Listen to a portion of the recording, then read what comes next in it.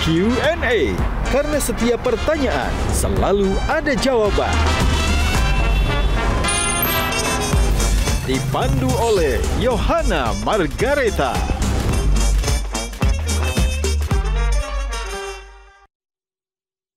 Dipersembahkan oleh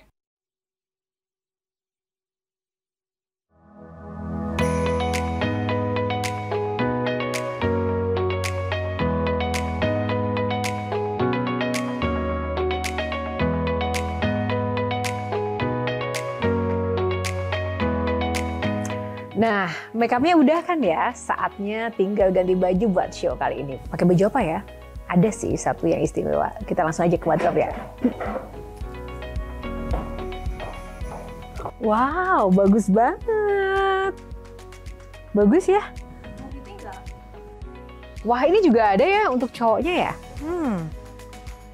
Ini juga dari sarung gajah duduk untuk kemeja pria. Dan ini untuk busana wanita. Nggak nyangka ya, ternyata kain sarung gajah duduk ini bisa dibuat dengan berbagai macam varian untuk busana baik pria maupun wanita. Selain bahannya juga adem, variannya juga banyak sekali motifnya. Dan ini pun bisa cocok untuk segala situasi dan juga acara. Tak dapat dipungkiri, sarung gajah duduk memang legenda Nusantara. Dan jangan lupa yang ada tulisan Arabnya.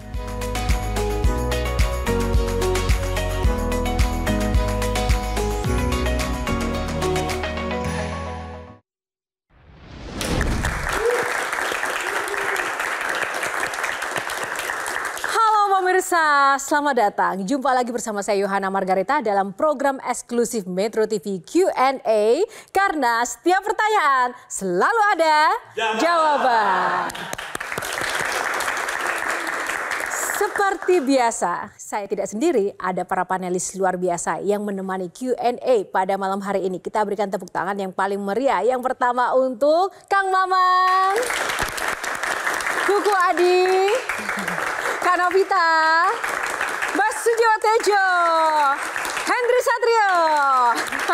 Dan tepuk tangan yang paling meriah untuk rekan-rekan mahasiswa di studio. Tepuk tangan buat teman-teman. Terima kasih. Nah, kali ini sangat spesial sekali. Bintang tamunya nggak kaleng-kaleng pemirsa. Kemajuan era digital ini semakin pesat. Begitu pesatnya juga memberikan berbagai macam dampak ke dalam kehidupan masyarakat. Literasi digital menjadi faktor yang penting guna menghindari dampak negatif dari perkembangan teknologi. Malam ini Q&A akan kedatangan seorang atau sosok yang sangat berperan dalam mengatur berbagai alur komunikasi di era digital saat ini. Ia ada seseorang yang sudah aktif menjadi aktivis sejak usia muda, pernah menjadi jurnalis di salah satu surat kabar ternama di Indonesia, dan juga berperan aktif dalam dunia politik tanah air. Siapakah dia? Dia kini menjadi Menteri Kabinet Indonesia Maju. Langsung saja kita sambut Menteri Komunikasi dan Informatika Republik Indonesia, Bapak Budi Ari Setiadi. Kabar Budi, boleh di sini dulu Pak. Okay. Bapak, kenapa para panelis semangat sekali ada kedatangan Pak Budi, Mbak Tejo? Kita wartawan tapi nggak jadi apa-apa. Dulu wartawan jadi menteri. Pak, gimana resepnya dari wartawan bisa jadi menteri? Nggak ada resepnya, itu mah garis tangan aja. Tangan ya. Nah, Bapak ini kan Menteri Komunikasi dan Informasi ya Pak. Yeah. Tapi Bapak termasuk pihak yang anti kritik nggak Pak? Begini, kita ini demokrasi atau peradaban kita lahir karena cara berpikir kan. Ada dialektika, berpikir sehingga kritik sangat dibutuhkan. Sangat dibutuhkan, berarti artinya Bapak nggak anti kritik, kritik apapun itu? Kritik apapun nggak ada masalah. Nggak ada masalah. Oke, kita buktikan ya teman-teman. Iya. Apakah seorang kritik, Pak tapi bedanya kritik sama tagihan beda loh. Oh iya, itu beda sih. Tapi Bapak menghindari anti tagihan berarti? Kita anti tagihan. Oh. Tepuk tangan. Silakan duduk Pak. Nah, kita buktikan kalau tadi Pak Budi menyampaikan nggak anti kritik ya. Kita buktikan. Mungkin kita uji dulu. Kuku atau Bang Hensat? Gini, Pak Menteri kan tadi menjawab pertanyaannya Mbak Yohana, gimana caranya jadi menteri? Garis tangan.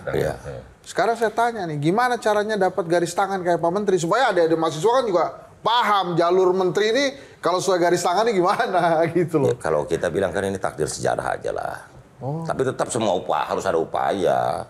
Tapi nggak ada cita-cita. Yang penting kita setia sama agenda dan cita-cita kita. Nah intinya Bang Hensat udah terima aja takdirnya jadi pengamat politik, ya nggak sih? Belum tentu, jangan salah. Semua orang, kita pun nggak mikir apa-apa. Tiba-tiba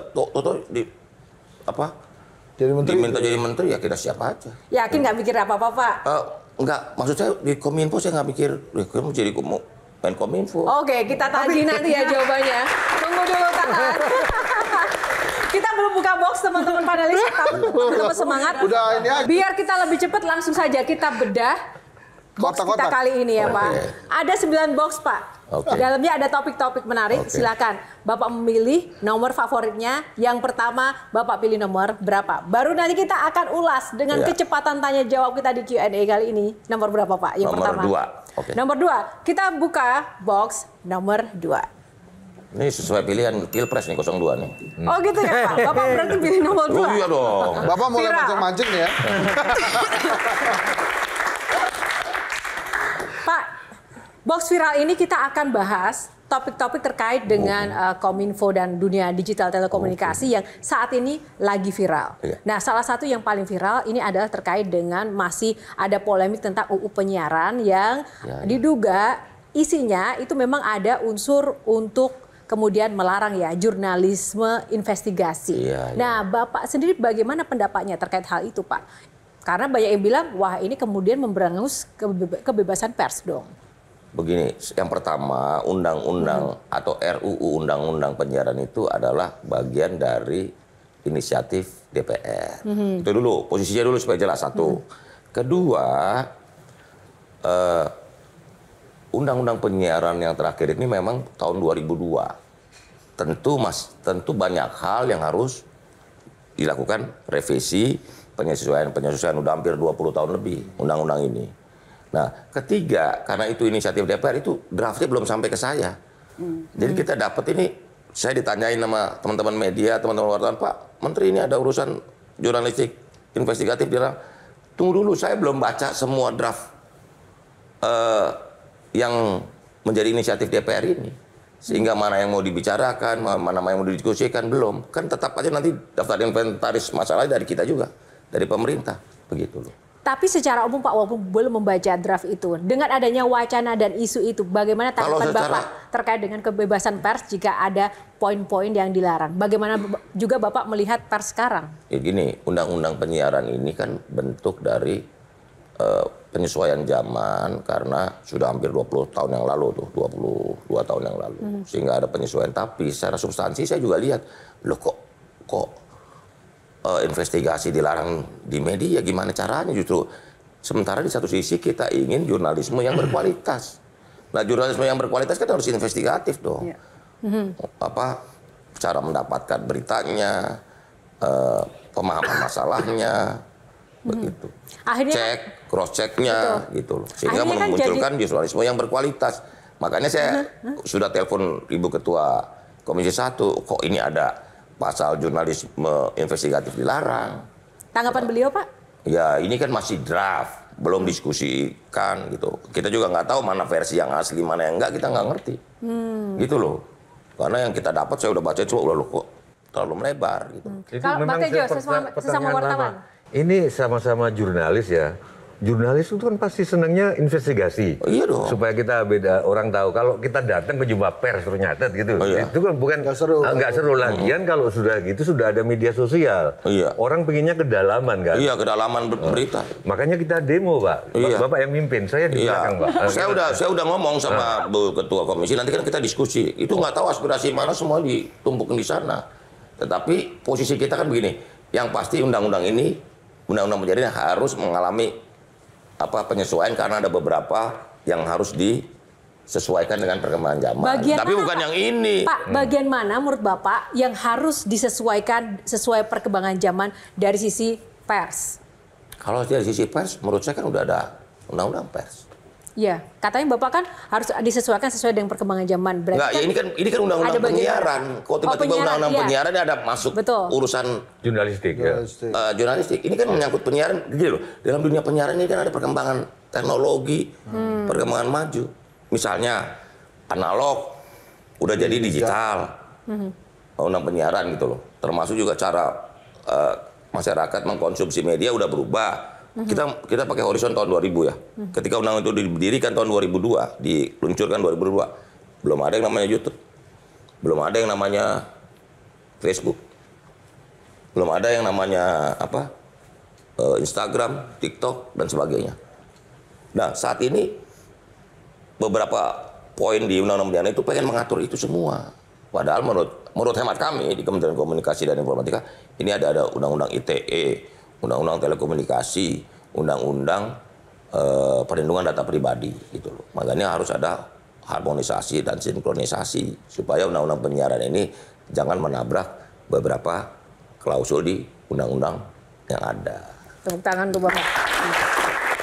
Karena ini sebenarnya saya udah tahu latar belakang ini siapa yang minta undang-undang penyiaran ini. Nah itu. Ya, artinya siapa itu satu orang lembaga.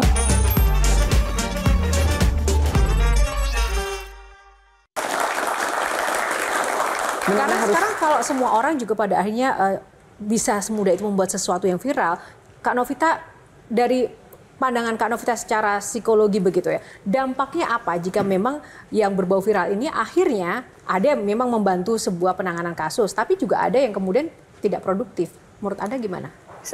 Mumpung ada Pak Menteri. Sangat. Ini mungkin yang baru-baru saja ini kita ambil aja kasus gitu ya. Misalnya film yang sekarang lagi naik daun ya dengan rating 98,5 sangat tinggi sekali yang dibungkus dengan bentuk horor gitu dari poster-posternya. Tapi saya melihat bahwa netizen akhirnya melakukan investigasi sendiri. Sampai hari ini tadi kita membicarakan di dalam ruang kasus Vina ya. Betul, panelis kita gitu. Dan yang kedua adalah kasus dari staf Kementerian Perhubungan yang akhirnya dinonaktifkan yang hanya gara-gara tidak ada investigasi. Lalu menurut saya sangat-sangat tidak etis untuk seseorang kehilangan jabatannya karena video yang dipotong-potong dan akhirnya dikeluarkan. Karena begitu nonton secara utuh sebenarnya dari videonya Jia, kalau kita lihat tidak seperti itu kejadiannya. Jadi jangan sampai itu jadi digunakan secara besar-besaran dan investasi ini sangat-sangat diperlukan dan dibutuhkan. Silahkan, Enggak, kalau dalam posisi investigasi atau jurnalisme yang berkualitas saya mendukung.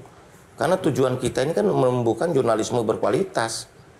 Kita ingin sosial media kita atau dunia atau platform-platform ini juga menyajikan jurnalisme yang berkualitas gitu loh. Nah, jurnalisme berkualitas pasti ada pendalaman, dalam investigasi. Nah, posisinya sebenarnya Undang-Undang Penyiaran ini dari awal walaupun saya belum baca, saya di-doorstop sama media, Pak Menteri gimana soal jurnalisme investigatif? Jurnalisme harus investigatif dong. Kalau nggak investigatif nanti nggak dalam. Pak Menteri berdasarkan yang sudah-sudah, kalau sudah di draft itu banyak jadinya. Bukan, ini yang sudah-sudah loh, mulai dari undang-undang cipta kerja dan lain sebagainya. Akhirnya, nah gimana kalau kita nggak usah diskusi, kita demo, Pak Menteri yang mimpin, saya dukung. Pokoknya gini.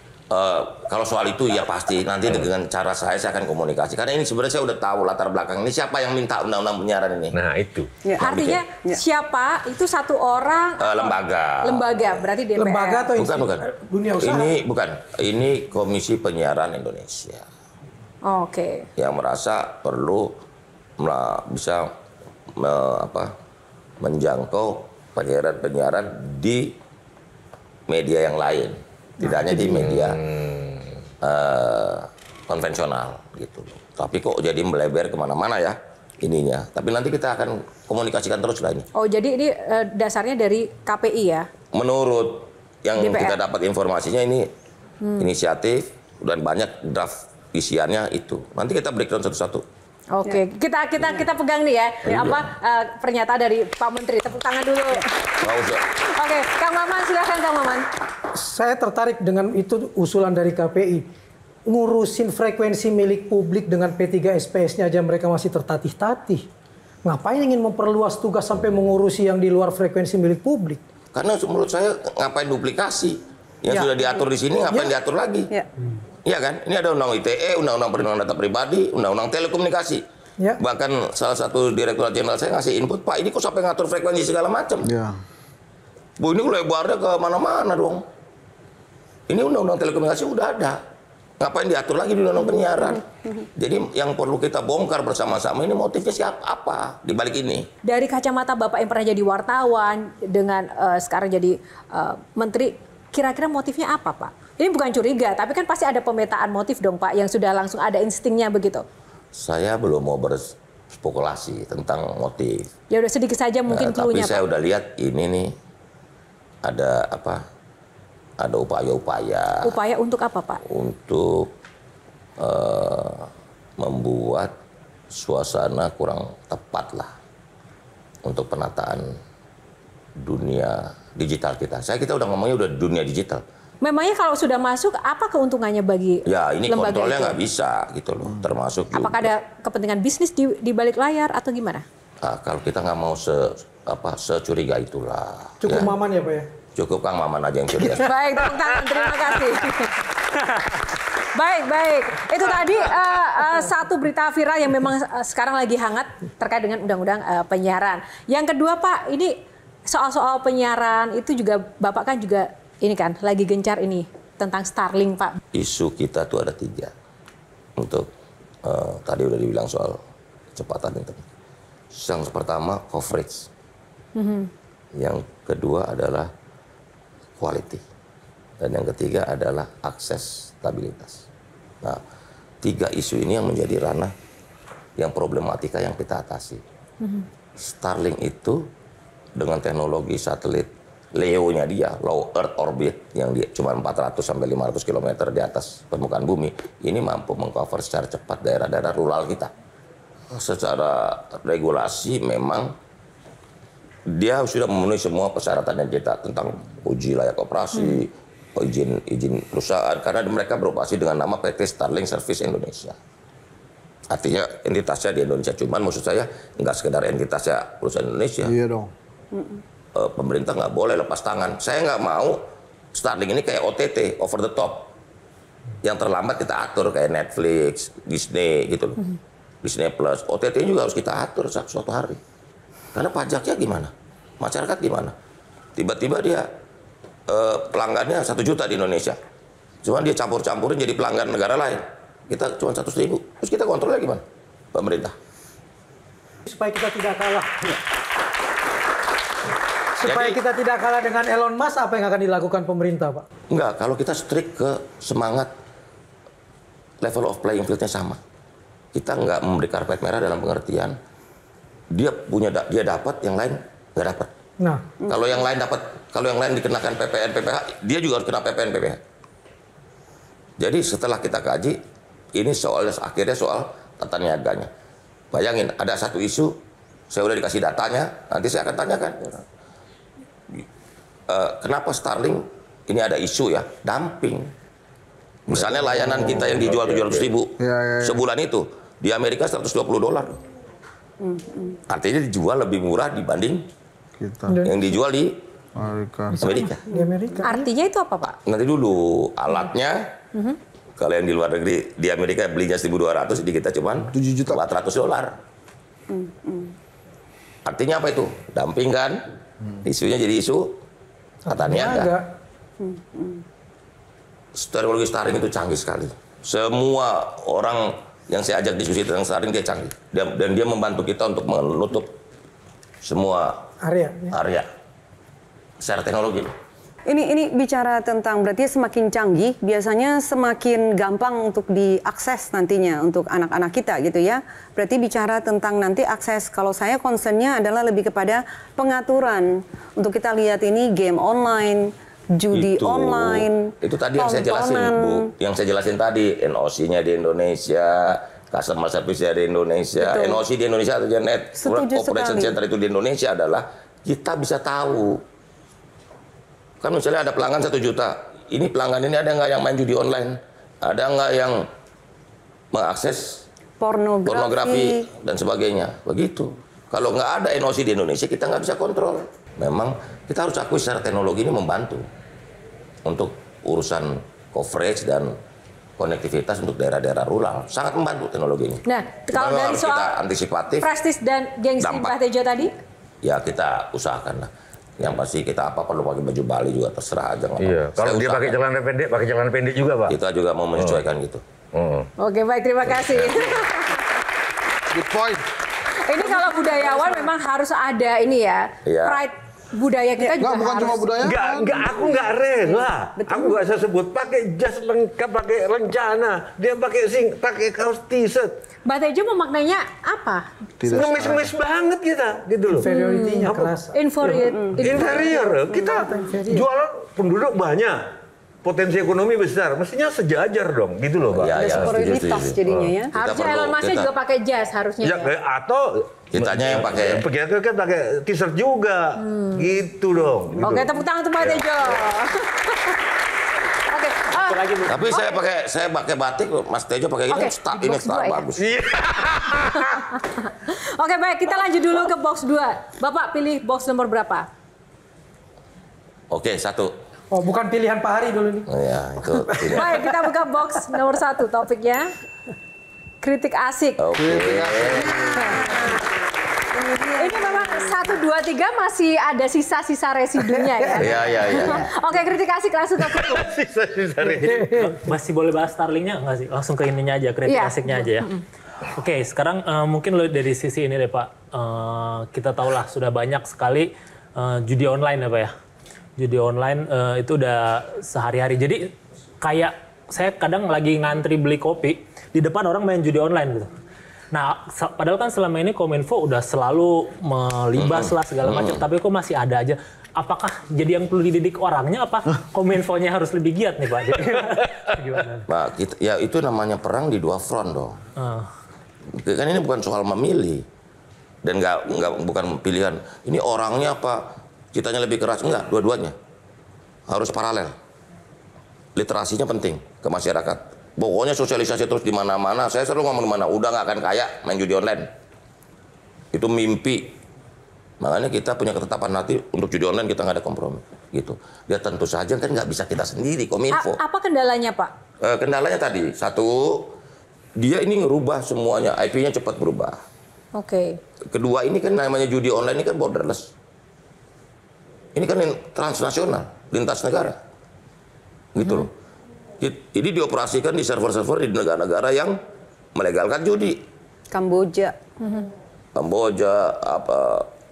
Thailand. Tapi dari sistem cyber kita memangnya tidak ada. Loh bukan, kalau udah borderless kita mana bisa kita tahu nih dari mana. Si Starlink itu nggak bisa jadi firewall judi online, Pak? Kita kalau saya sebagai Menkominfo sudah menyurati secara resmi semua operator telepon. Jadi kita ini perang di dunia yang benar-benar, ini perang lawan hantu kan, judi online ini. Tantangannya izin Pak, untuk Facebook, Instagram yang begitu besarnya, kenapa Pak? Sampai sekarang mereka juga nggak mau nerima iklan lagi. Dari Facebook, mereka udah komit sama kita udah nggak nerima iklan dari judi online. Ini dia nyusupin, nama istilahnya phishing. Betul, betul. Bukannya resmi. Tapi itu tidak bisa ya, maksudnya ya, kita bisa, kita tutup. Akhirnya dipindah lagi, dia bikin lagi. Gitu loh. Ini perang semesta. Karena ini anak-anak Pak yang korbannya untuk bukan hanya anak-anak, ekonomi keluarga. Kalau dibilang anak-anak ini 17 sampai 20 tahun. Karena 249 suaminya berjudi. Bisa nggak Bapak turunin angka ini?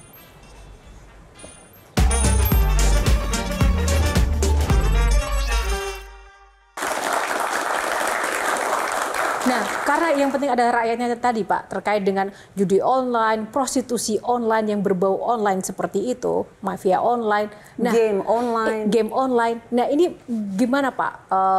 Bisa atau tidak? Karena kan ini kan waktu Bapak sebagai menteri, ini kan Oktober. Apa targetnya untuk bisa kemudian? Targetnya kita sekarang gini loh, kalau baik kuantitatif ya, sepanjang 2017 sampai sebelum saya jadi menteri itu, Juli 2023 itu Kominfo men-take down sekitar 800.000 situs judi online.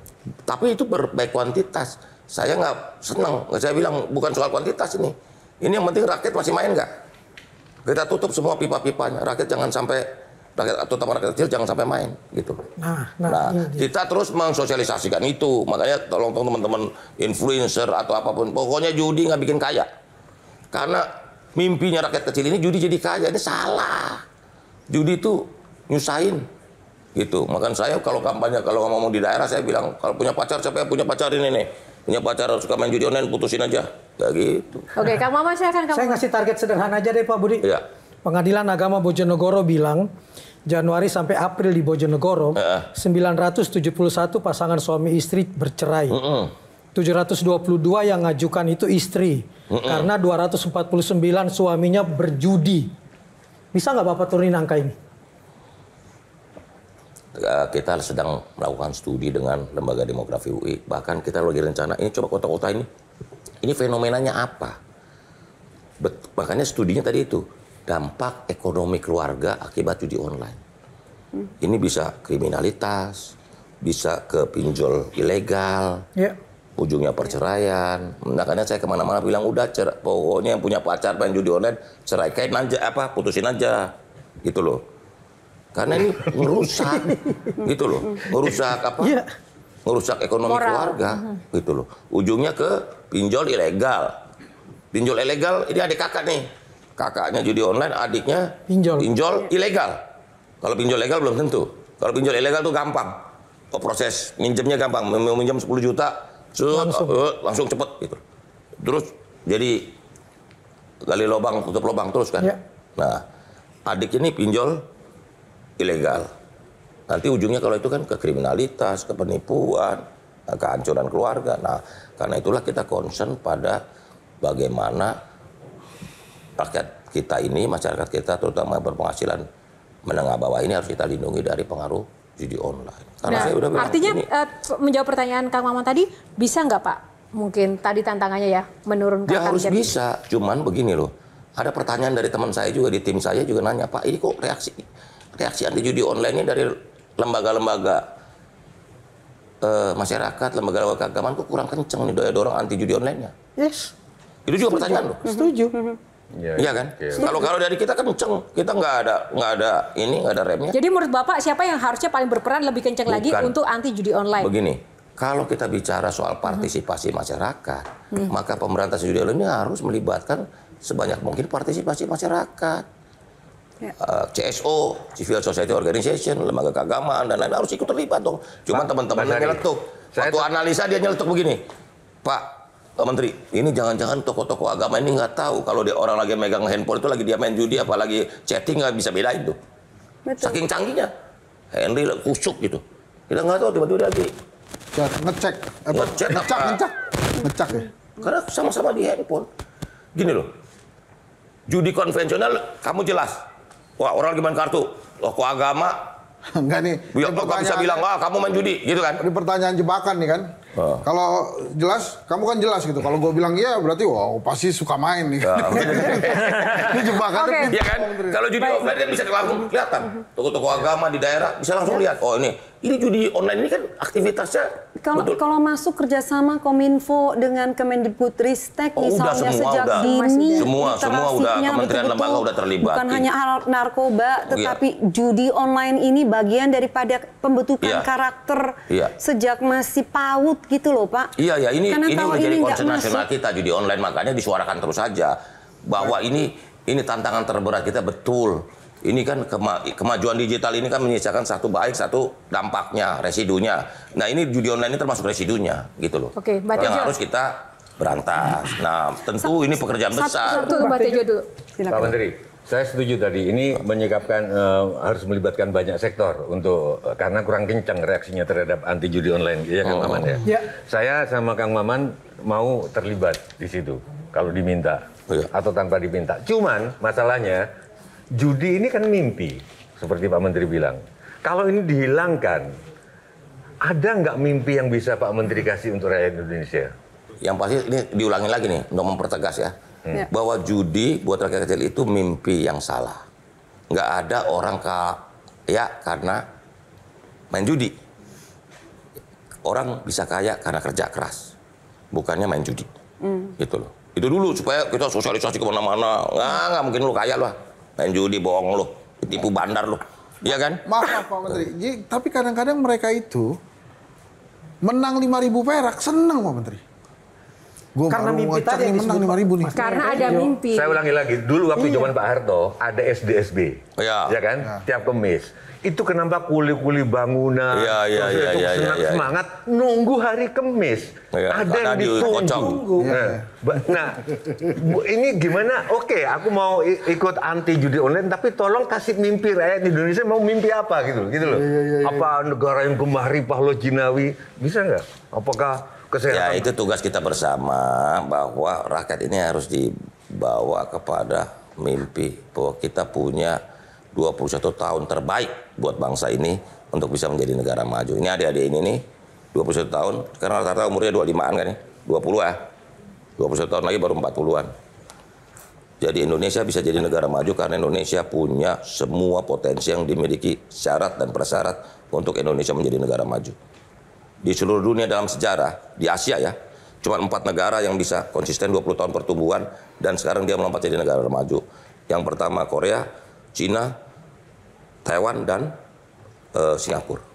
Cuma 4 negara. Dia konsisten tuh 20 tahun sehingga jadi negara maju seperti sekarang. Nah kita harus memanfaatkan momentum 20 tahun ini untuk bisa menjadi negara maju. Dan potensi itu ada.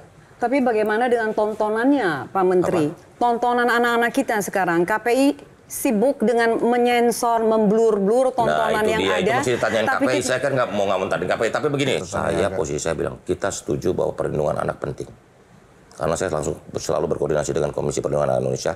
Pokoknya konten yang tidak boleh diperuntukkan untuk anak-anak, kita harus jaga.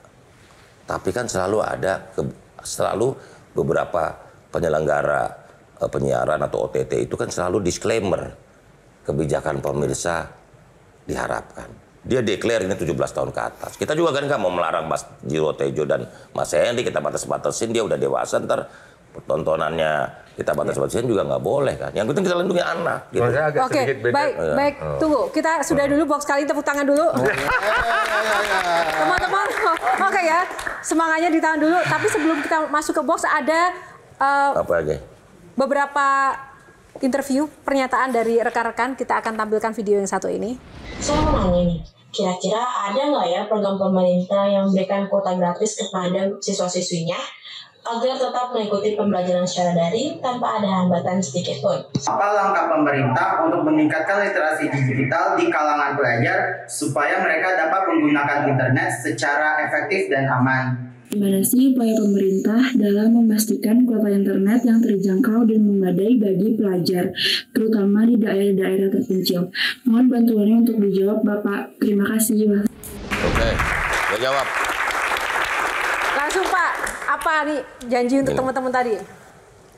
Sebentar lagi, dalam waktu yang tidak terlalu lama, kami akan mengeluarkan regulasi mengenai Child Online Protection. Kalau bahasa Indonesianya adalah perlindungan anak di ruang digital. Jadi memang yang sekarang harus diliterasi bukan anak-anak aja, orang tuanya harus diliterasi. Bagaimana menjadi orang tua di era digital? Karena anaknya lebih canggih dari emak dan bapaknya. Gitu. Tapi perlindungan anak di ruang digital penting. Jangan sampai anak-anak kita mengkonsumsi sesuatu yang belum waktunya. Gitu loh. Kalau tadi kuota gratis untuk siswa gimana Pak? Ya itu nanti urusan, karena ini urusan fiskal ya, kita harus diskusi lintas lembaga lah. Kalau saya sih mau, tapi kan anggarannya mesti dari Kementerian Keuangan. Gitu. Baik, nanti pokoknya kita dukung.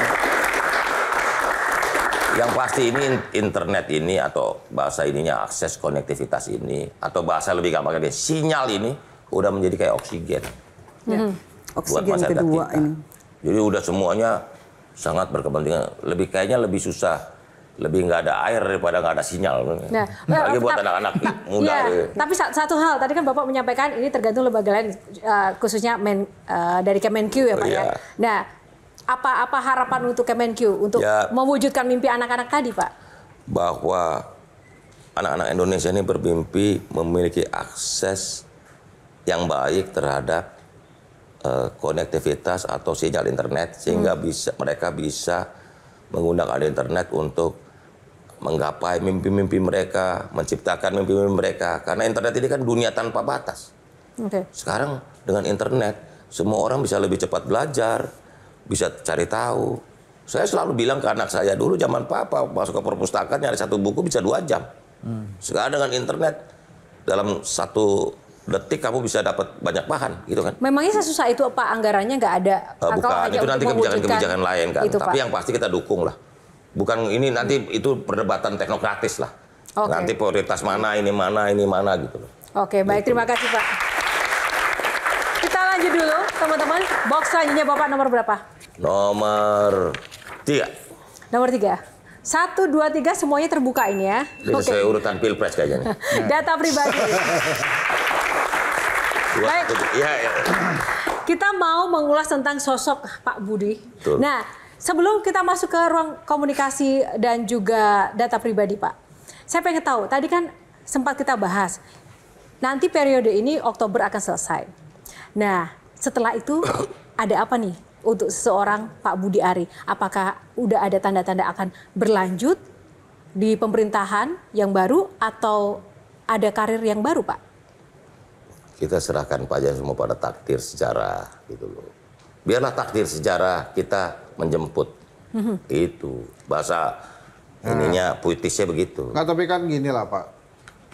Pak Jokowi dan Pak Prabowo pasti dalam pemerintah itu butuh budi. Pak Budi Ari ini sudah membuat sebuah karir path baru dalam sejarah karirnya anak-anak Indonesia. Dari wartawan jadi aktivis, relawan, wakil menteri jadi menteri.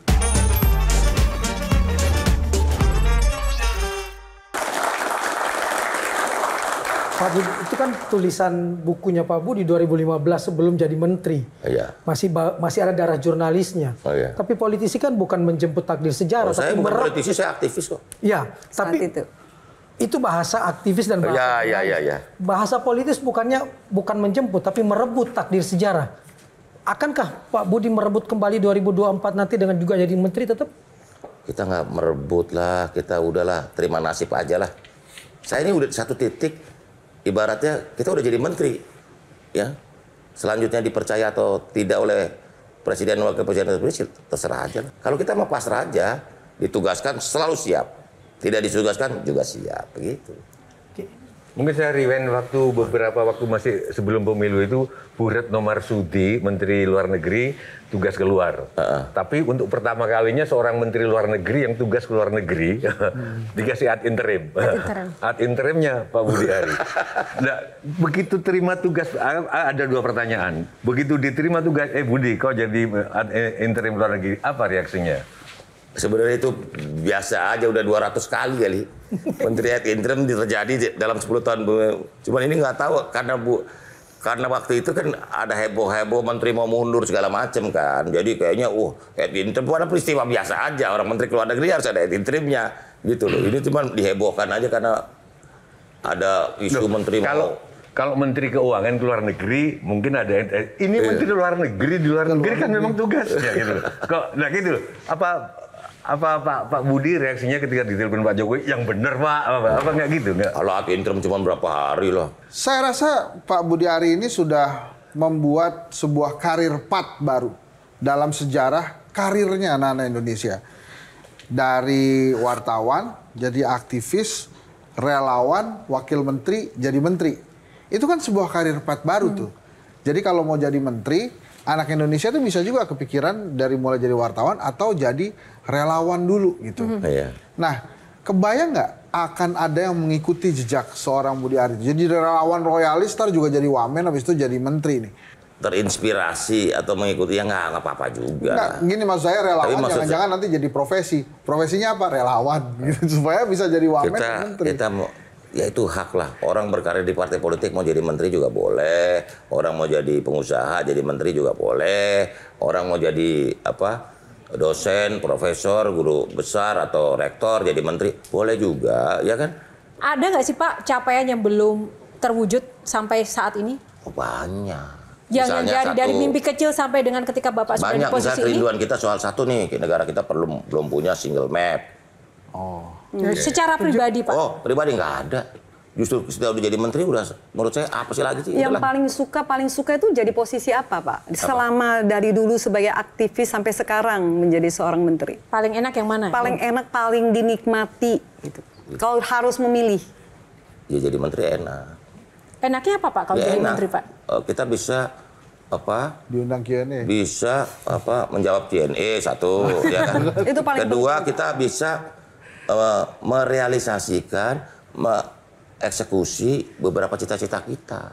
Karena bicara soal pribadi nih, saya keluar UI 90, Mas Budi jadi ketua BPM 94, masuk.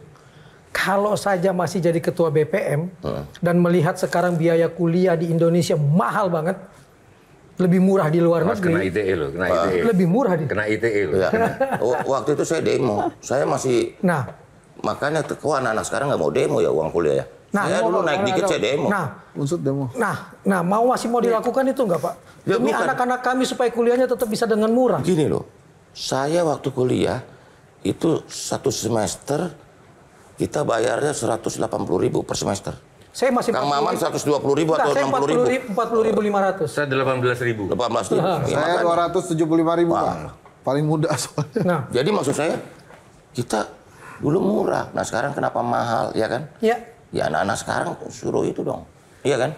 Saya nggak mau ngomporin anak demo. Cuman Itu mungkin gara-gara demo jadi nggak lulus-lulus, Pak ya? Loh, saya justru ya? duluan demo justru nggak mau lulus cepet-cepet. Gitu aja. Memangnya menurut Bapak anak-anak zaman sekarang itu seperti apa sih, Pak? Dibandingkan mungkin di zaman Bapak? Apa yang perlu Ini terjadi diperbaiki? lompatan, jadi perubahan. Kita nggak mau menyalahkan generasi sekarang ya. Cuman masanya memang udah agak berbeda dengan tantangannya dengan generasi kita sebelumnya. Misalnya generasi 98, sekarang udah generasi 2000-an, terus udah Gen Z, beda lagi. Dan kita nggak bisa bilang anak-anak sekarang harus seperti kita dulu, karena memang beda tantangannya. Baik, berarti boleh ya Pak, nanti nitip salam untuk Kemendikbud, boleh datang ke Q&A Pak? Boleh. Ya dia harus mencapai Minta tolong ya Pak, boleh gitu. dibantu untuk Boleh, kesini. boleh. Oke, tepuk tangan dong. Terima kasih untuk box data pribadi yang akhirnya data pribadi orang juga kita bahas di situ ya. Selanjutnya box nomor berapa Pak? Nomor berapa? Nomor 5 ya? 5. 9. Oke, box nomor 9 ya. Oke. Kita buka box nomor 9. Miskom, tepuk tangan dong. Pak, saya mau tanya sebelum kita nanti Ini ada... Miskom singkatannya miskomunikasi atau miskin komunikasi? Bisa dua-duanya. Bisa, karena miskin komunikasi artinya diem. Bapak termasuk orang yang suka miskom nggak Pak? Enggak, karena kita kalau komunikasi harus jelas. Oke, tepuk tangan. Terima kasih. Baik teman-teman, kita akan memulai games ya. Saya mohon untuk sama-sama untuk bangkit berdiri. Oke. Bapak boleh berkenan untuk di paling depan, diikuti Bang Hensat, Gimana? Mbak Main Tejo, apa ini? Kak Novita, Mas Kuku, dan juga Kang Maman. Oh, ngadep kemana? Menghadap ke kamera, rekan-rekan video boleh diarahkan. Lanjut ya. Sekarang lagi, Bang Hensat. Oh iya, ini ngerjain ini sih. Oke. Oke. Dia ketok kita dulu. Ketok. Oke. Itu. Ini begitu rubah ininya berubah. Oke, silakan. Oke.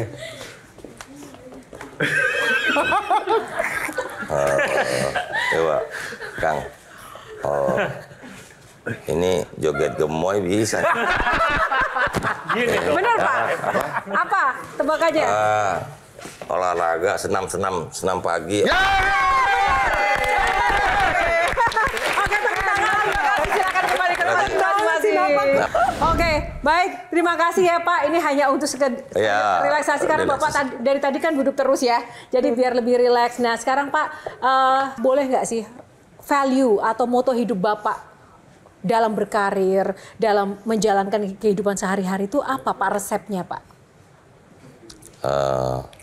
Yang penting kalau senang jangan terlalu senang, sehingga kalau sedih jangan terlalu sedih. Caranya gimana Pak? Ya pokoknya kalau dapat sesuatu udah senang sekali aja udah diem, habis itu ke depan lagi gitu. Banyak anak-anak zaman sekarang itu kan mulai kemudian melihat misalnya jejak karir orang-orang sukses seperti Bapak. Itu ternyata ada prosesnya, tapi sekarang kadang pengennya serba instan. Bahkan ujung-ujungnya pengen segera kaya dan dapat uang yang banyak. Menurut Bapak, apa makna uang bagi kebahagiaan seseorang?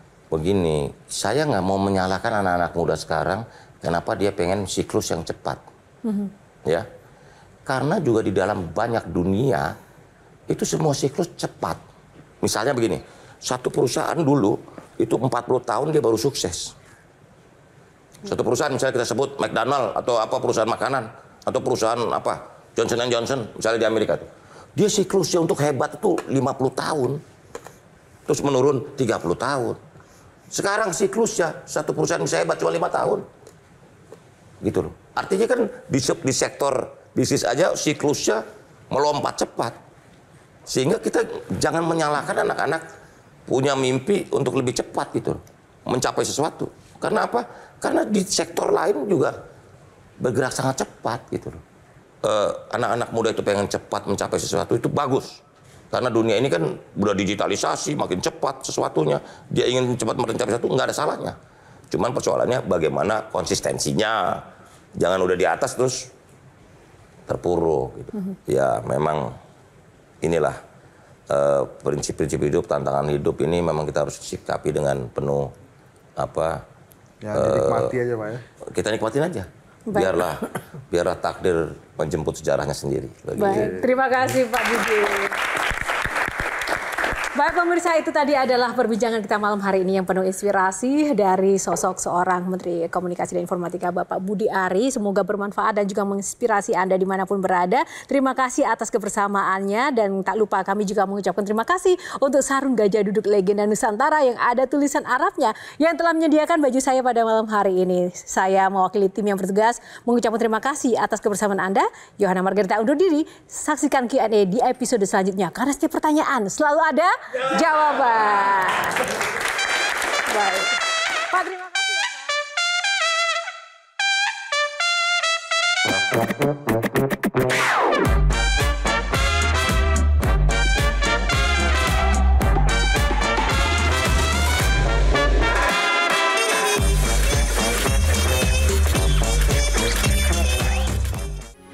Metro TV. Jelajahi cara baru mendapatkan informasi. Download Metro TV Extend sekarang.